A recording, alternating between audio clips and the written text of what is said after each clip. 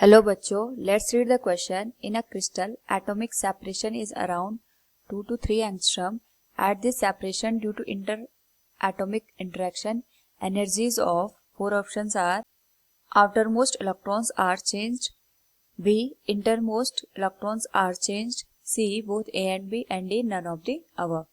Now, first of all, we will discuss here the key concept, which is energy band theory.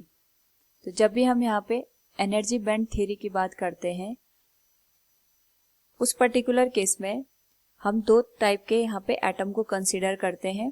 First is isolated atom and second is when atoms come in contact with another atom. जब भी हम isolated atom की बात करते हैं, तो suppose it is a atom और इसके सराउंडिंग में यहाँ पे ऑर्बिट्स होंगी जिसमें इलेक्ट्रॉन सिचुएटेड होते हैं।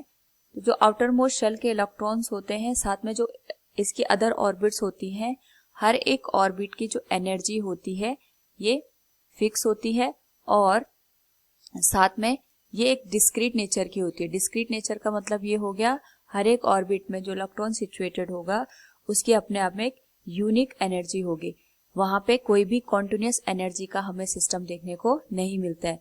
लेकिन जब भी हम यहाँ पे किसी भी एटम को जो कि आइसोलेटेड है उसको अनदर एटम के कांटेक्ट में लेके आते हैं, उस पर्टिकुलर केस में जो यहाँ पे एटम्स के इलेक्ट्रॉन्स होते हैं वो एक दूसरे के साथ इंटरेक्शन करते हैं। Like it is atom A and it is atom B.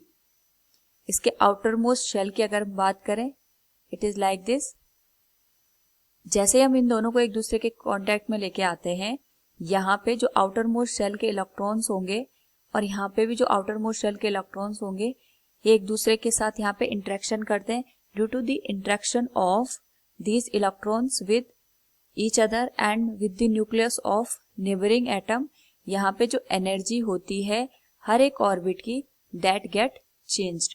और वो इस तरीके से यहाँ पे चेंज होती है कि जो इलेक्ट्रॉन्स यहाँ पे ऑर्बिट में प्रेजेंट है, कुछ इलेक्ट्रॉन्स की एनर्जी इंक्रीज हो जाती है फॉर दैट पर्टिकुलर ऑर्बिट और कुछ की एनर्जी डिक्रीज हो जाती है।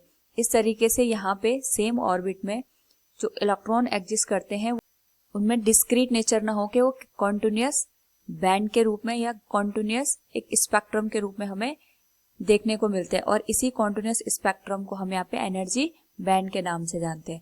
तो अगर हम देखें यहाँ पे, तो जो भी यहाँ पे एनर्जी बैंड का कॉन्सेप्ट आता है वो आउटर मोस्ट शेल के इलेक्ट्रॉन्स के लिए आता है, क्योंकि जो यहाँ पे इनर मोस्ट शेल के इलेक्ट्रॉन्स होंगे वो ऑलमोस्ट अनअफेक्टेड होते हैं एक दूसरे के यहाँ पे इंटरेक्शन से। लेकिन जो आउटर मोस्ट शेल के इलेक्ट्रॉन्स होते हैं उनकी एनर्जी यहाँ पे चेंज होने लग जाती है। So from the given question, in a crystal atomic separation is around 2 to 3 angstrom. At this separation, due to interatomic interaction, energies of outermost electrons are changed. Option A will be the correct answer. Hope all you understood it. Thank you and best of luck.